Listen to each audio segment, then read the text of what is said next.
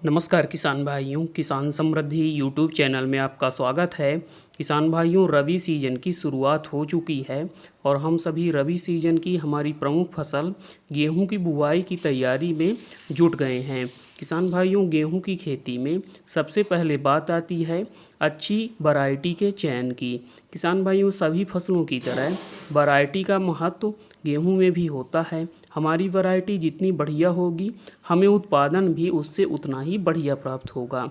किसान भाइयों, वैरायटी के चयन में हमें बहुत सावधानी बरतने की आवश्यकता होती है। हमें ऐसी वैरायटी का चयन करना चाहिए जो कि हमारे क्षेत्र की जलवायु के लिए उपयुक्त हो और साथ ही साथ उसमें गर्मी और तापमान को सहन करने की क्षमता भी हो। और एक बात और होनी चाहिए कि कम सिंचाई की आवश्यकता पड़े और रोग प्रतिरोधी हो और उसमें भी वह बढ़िया उत्पादन प्रदान कर सके।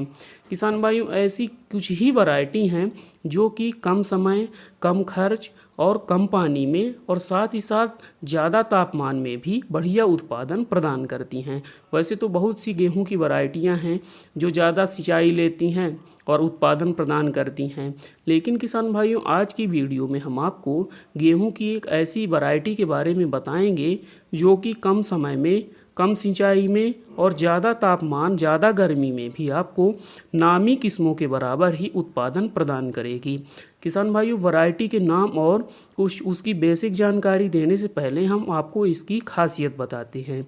खास बात यह है इस वैरायटी की कि यदि आप गहरी सिंचाई नहीं कर पाते हैं, हल्की हल्की सिंचाइयाँ भी करते हैं, थोड़ा सा नमी बनाए रखते हैं, तब भी यह वैरायटी आपको बढ़िया उत्पादन निकाल करके दे देती है। साथ ही इस वैरायटी के दाने बहुत ही ज़्यादा वजनदार होते हैं। इसके 1000 दानों का वजन 60 ग्राम तक पाया जाता है। इसके अलावा इस वैरायटी में प्रोटीन, जिंक और विटामिन ए पर्याप्त मात्रा में पाया जाता है। साथ ही साथ किसान भाइयों, इस वैरायटी की मांग नूडल और पास्ता बनाने वाली कंपनियां सबसे ज़्यादा करती हैं, क्योंकि यह बेकरी उत्पादों के लिए बहुत ही बढ़िया वैरायटी है। चलिए किसान भाइयों, अब आपको इसकी कुछ बेसिक इन्फॉर्मेशन बताते हैं। सबसे पहले बात करते हैं इसके पकने की समय की। तो यह वैरायटी 115 दिनों में पक करके पूर्ण रूप से तैयार हो जाती है। कल्लों का फुटाव किसान भाइयों, एक पौधे से लगभग 12 से लेकर के 15 कल्ले आसानी से निकल आते हैं। साथ ही पौधा मध्यम ऊंचाई का होता है। गिरने के प्रति यह वैरायटी सहनशील है, क्योंकि तना इस वैरायटी का बहुत ही ज़्यादा मजबूत होता है। गर्मी भी यह वैरायटी सहन करती है और ज़्यादा तापमान में भी यह वैरायटी समय से पहले नहीं पकती है।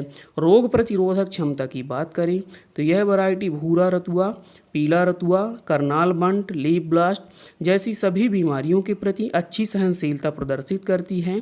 कोई भी रोग, बीमारियां, फफूंद जनित समस्याएं इस वैरायटी में देखने को नहीं मिलती हैं।